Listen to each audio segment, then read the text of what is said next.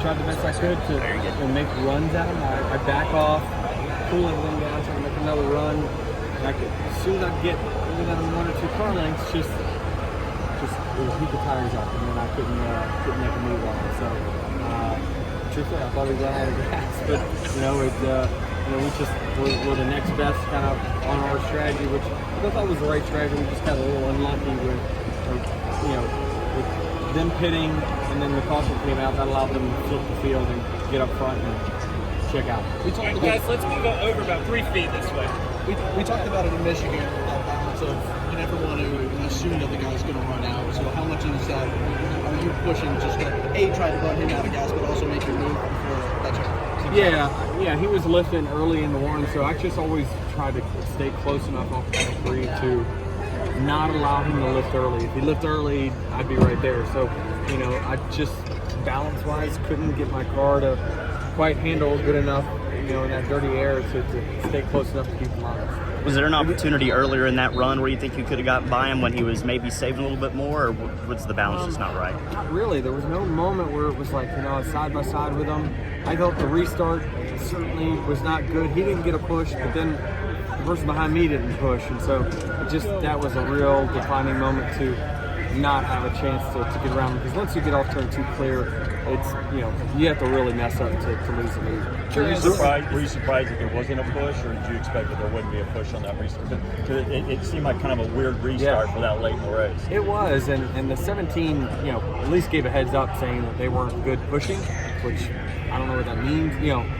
In the sense of usually all the cars kind of, as long as you time it right, you can, but me or the 19, neither one of us really had an initial push there, so we tried to time it, and we timed it too good. With the arrow tight, as Chase is trying to save fuel and you're behind him, did that bring the 12 back to you? Did that cause any problems or hindrances that you're trying to also attack Chase?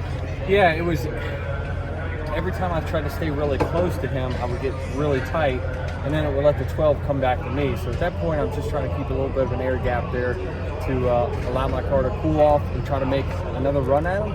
But it wasn't at these speeds, and this amount of corner speed, you just can't overcome that aerodynamic effect, and that's been Pocono for 25, 30 years. What's it say about this 11 team that you're able to come back without missing a beat, and you guys are right in contention for the win once again? Yeah, I mean, I'm happy about our performance. We're just,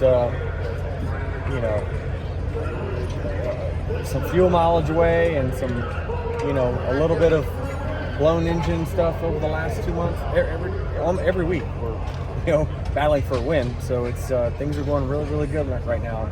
Happy with the way our team's performing.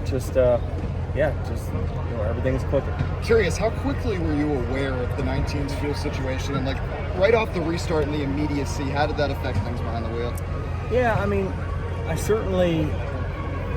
thought he was going to run out, so I really didn't press too hard early in the run, because when the speeds are up that high, you're just not going to get around somebody, unless they completely blow the corner. So at that point, I'm just trying to save my car, but keep him honest, and just couldn't quite get close enough to not allow him to save fuel, and that's the way it breaks. I mean, the race goes green, he definitely is end up short because that caution came out, but that's how they came out so far ahead on that green flag sequence. And I thought he was so far ahead, I was like, man, there's no way they got as much fuel in it as what we did, but that's the brakes.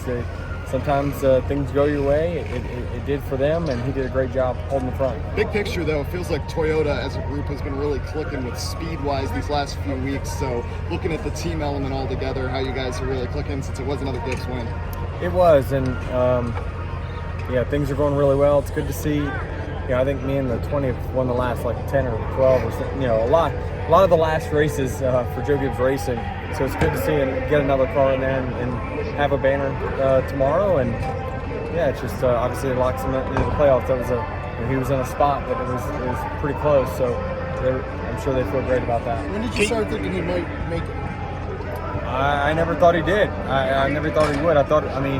They told me a half a lap at best, so I was thinking on the last lap he was going to run out, but obviously I couldn't stay close enough to keep him honest enough. Could you visibly tell that he was saving? Yeah, I could see him checking up about 100 feet early into the corners, and that that definitely can save you some fuel. Can you talk about what he's brought to the team so far? So far this season. Or the organization, I should say. Sorry. Yeah, it's just a new perspective, I guess. Certainly feel like he's helped with some restart stuff, just some little stuff about generally the way they approach things with Stewart Haas, and Stewart Haas is a powerhouse for quite some time, up until the last year or so. So he had a good understanding of that, and certainly the feel of our cars. He's the last one that has ran at another organization and then come over and been able to analyze how our cars drive versus what he had. So that's been a useful resource for us, especially in Monday meetings. Steven Stump of Frontstretch.com here. Come back for more great racing videos, and if you like us, don't forget to hit that subscribe button.